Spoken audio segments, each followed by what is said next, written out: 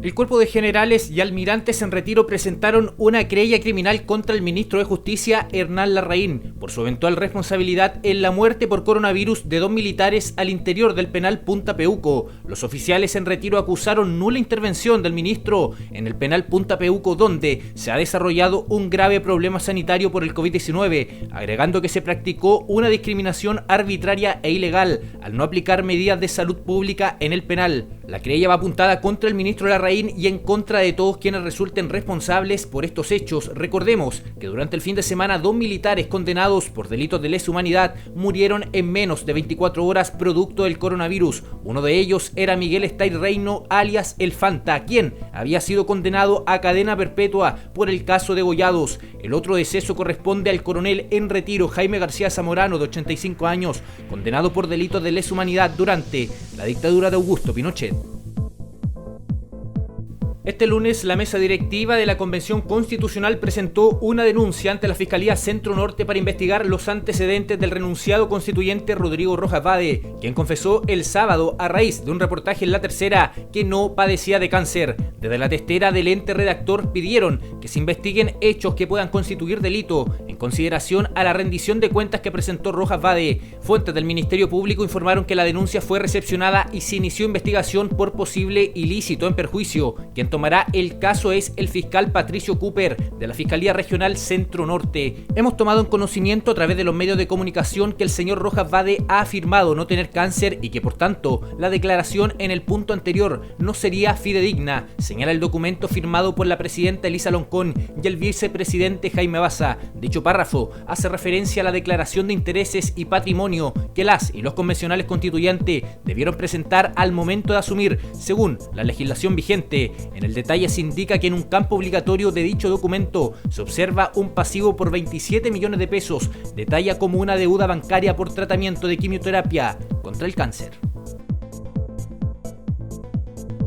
El Instituto de Salud Pública autorizó este lunes la aplicación de la vacuna del laboratorio chino Sinovac contra el COVID-19 en niños desde los 6 años. Durante la jornada de ayer, el organismo analizó lo que solicitó la Central Nacional de Abastecimiento Senavas, que envió la semana pasada una solicitud formal al ISP para que esta vacuna fuese utilizada en menores de los 3 y 17 años y en la que adjuntó documentación sobre los positivos resultados del estudio clínico en fase 1 y 2 realizado en China. En el encuentro se realizó una evaluación de farmacovigilancia y de acuerdo a la votación, 5 de los expertos aprobaron el uso en mayores de 6 años, 2 de ellos en mayores de 12 años y solo uno de los especialistas apuntó a la necesidad de más antecedentes respecto a esta fórmula y rechazó esta medida. El voto en contra fue de la doctora Patricia Carmona, jefa del Subdepartamento de Autorización y Registro Sanitario, quien señaló que me gustaría mucho poder recomendar que empecemos a vacunar, al menos en mayores de 12 años. Sin embargo, en cuanto a seguridad, se ha dicho también que aquí se requiere mayor información para establecer un perfil de seguridad en niños de 3 a 17 años y lamentablemente esos resultados además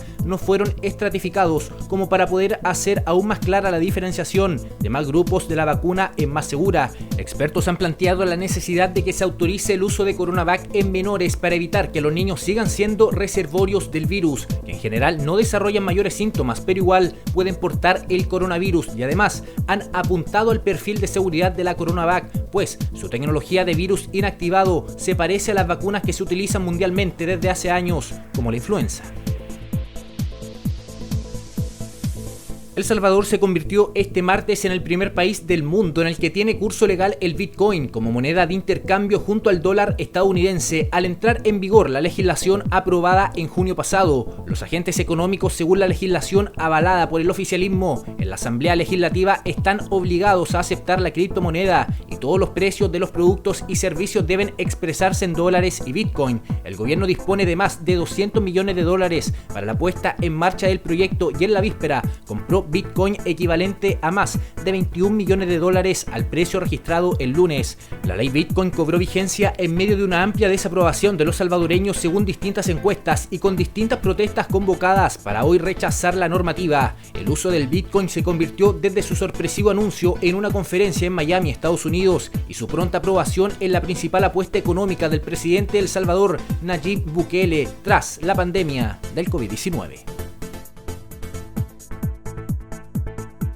La Casa Blanca reaccionó ante la legislación antiaborto de Texas a través del fiscal general de Estados Unidos, Merrick Garland. Indicó que el gobierno federal protegerá las clínicas de control de natalidad de este estado, anticipando acciones contra la nueva norma. Garland explicó que la justicia estudia todas las opciones para objetar a la ley tejana. Su objetivo será proteger los derechos constitucionales de las mujeres y otras personas. Para ello recurre a la ley FACE, que prohíbe cualquier forma de violencia contra el ejercicio del derecho al aborto.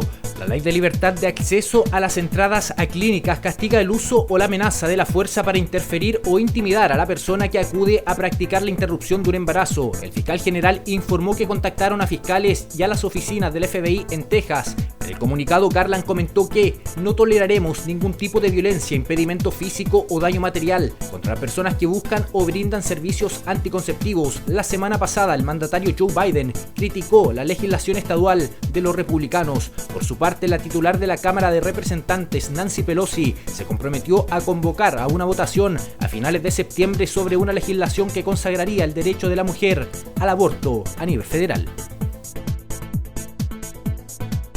La delegación del gobierno venezolano anunció este lunes los primeros 2 acuerdos parciales con la oposición tras la segunda fase de negociaciones en la Ciudad de México, donde dialogaron desde el 3 de septiembre hasta ahora. Los 2 acuerdos son la ratificación y defensa de la soberanía de Venezuela sobre la Guayana Esequiba y la protección económica y social de los venezolanos, expuso Jorge Rodríguez, el representante del oficialismo venezolano y presidente de la Asamblea Nacional. Se refiere principalmente a la necesidad de que Venezuela recupere los activos, recupere el dinero que se encuentra depositado en cuentas en el extranjero y que no le pertenecen a nadie más, sino a cada mujer y a cada hombre de la República Bolivariana de Venezuela, declaró Rodríguez a los medios. El chavista anunció que retomará las negociaciones en una tercera etapa del 24 al 27 de septiembre en México, donde han negociado desde una primera visita del 13 al 15 de agosto, cuando firmaron un memorando de entendimiento para acordar una agenda en común. Con este proceso impulsado por Noruega y en el que México solo participa como sede facilitadora, la oposición exige elecciones libres en los comicios regionales del 21 de noviembre, mientras el presidente Nicolás Maduro pretende que se levanten las sanciones internacionales.